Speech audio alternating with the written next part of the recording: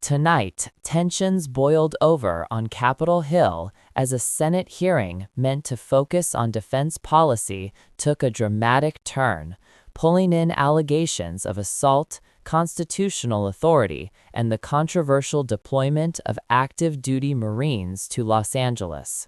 Recognizes Senator from California. Mr. Got promoted. I'm sorry. Thank you, Chairwoman. Sorry about that. Thank you, Chairwoman. Thank you to the witnesses for being here. Mr. Secretary, I just got word that Senator Padilla from my great state of California was physically assaulted and arrested for attending Secretary Noem's press event. The mere fact that he showed up, he was forcibly removed. Is this how you would treat a member of Congress who attends your press event, whether invited or not? Well, I've been here for 5 hours, sir. I don't know about that. I'm just asking, would you have me forcibly removed from your press event I'm not if I going to walked in? speculate on a hypothetical. I'm sure there's more context. I'll take that as a yes. Mr. Secretary, does the DOD have any plans to allow the military to follow the orders of President Trump when his order violates the Constitution? Yes or no? I reject the premise of that question, which is that President Trump is ordering unconstitutional orders. I'll take that as a yes as well. Mr. Secretary, the deployment of active duty Marines to California is incredibly disruptive to the lives of service members who are being drawn into the president's publicity stunt. And I want to know how you're planning to take care of these troops. So will you commit to sending my office and this committee a detailed plan on how you plan to house and feed the 700 Marines and potentially thousands of Marines? What's disruptive is when concrete blocks are thrown at the heads of ICE officers. And so we're proud that National Guardsmen and Marines have responded in real time to help defend those federal law enforcement officers. So do you have a plan? Do you have a plan to house Not only feed do we these have Marines? a plan, but it's been a focus of mine. I've held a riot shield before in a riot. I recognize what it means to respond in real time without enough time. Mr. Secretary, will you get me that everything plan, they can please? as fast as they can, and we have a plan for that. Mr. Secretary, I reclaim my plan. Chairwoman, LA Mayor Bass stated that the area placed under the recent curfew is around 1 square mile. Is that the same area where service members will be deployed? Service members are in Los Angeles to defend law enforcement, ICE agents, and facilities. So essentially you're telling me that American people and the American people that a 1 square mile block of LA, and for the record, LA County is over 4,700 square miles, warrants the deployment of 700 Marines and the federalization of 4,000 California National Guardsmen. You testified earlier that you will send in the military to protect local law enforcement. Did LAPD Police Chief McDonald ask you for your help? I read reports on a regular basis. Did he ask for your help? From ICE agents I'll take that as a no. more grateful. Did LA Sheriff Luna ask for you to send in the military, Mr. Secretary? Did LA Sheriff Luna ask you to send in the military? Yes or no? I don't work for the LA Sheriff, sir. Well, you said you sent them in to support the military, but they didn't even ask for your, to support law enforcement, but they didn't even ask for your help. Have you been to Los Angeles in the last 7 days? My team is, from the top down, focused on making sure Los Angeles I'll also take that as a no. How did you arrive at the decision not to coordinate with local law enforcement and the governor's office on the initial deployment?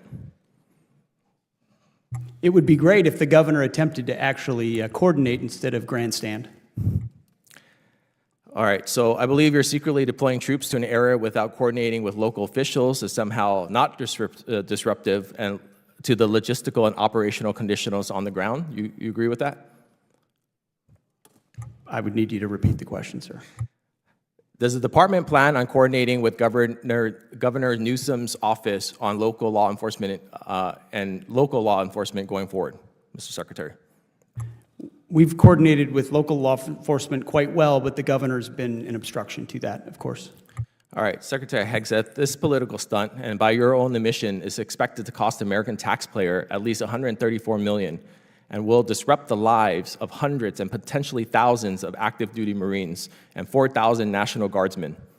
That's $134 million and thousands of personnel diverted away from critical missions in the Indo-Pacific, where China is rapidly expanding from Europe, where NATO needs US support amid growing Russian aggression, and from CENTCOM, where tensions are escalating so critically that your own General Kurilla had to cancel all his testimony in Congress today. Your redirection of combat-ready troops from real-world national security threats to manage a domestic protest is gross mismanagement and a slap in the face of service members whose lives are disrupted throughout this event. As a veteran myself, it's a disgrace, and you should be ashamed. I yield back. The gentleman's Madam time Chair, has expired. Madam Chair, can we add into record, please, that the gentleman from California has just stated that it is okay to have 1 mile of complete criminality in LA so long as it doesn't cover the 4700. That was not my statement. Madam And Chair, Mr. we Rep- have, and we, that Mr. it's Mills, okay- Mr. The Mills has gentleman- not gentleman's been not recognized. This is absolutely Either gentleman, You're either putting words in gentleman my is mouth, recognized. Congressman. Have the right Mr. you have not been Chair, recognized either by gentleman the is chair. recognized. The chair now And neither have you. recognizes Controls the the time. congressman And neither from have you, Mr. Louisiana, Mr. Higgins, for 5 minutes. Well, thank you, Madam Chair. Let's bring it down a notch, shall we? What started as a routine exchange quickly became a high-stakes confrontation about executive power, military limits, and the role of Congress in checking the president. Before we break this down, make sure you subscribe to the channel so you never miss in-depth analysis that goes beyond the headlines and helps you truly understand what is happening in Washington. The flashpoint came when a California senator confronted Defense Secretary Pete Hegseth with breaking news. He claimed that Senator Alex Padilla had been physically assaulted and arrested after attending a press event hosted by Homeland Security Secretary Kristi Noem. The implication was serious. If a sitting U.S. senator was forcibly removed from a press event, it raises immediate constitutional questions about separation of powers and the treatment of elected officials. Hegseth responded cautiously, saying he had been in the hearing for hours and did not know the details. When pressed with a hypothetical, whether he would have a member of Congress forcibly removed from his own press event, he declined to speculate. That refusal became a political moment.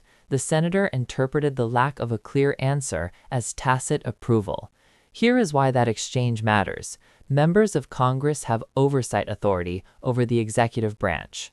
The hearing escalated further when the senator asked a direct constitutional question.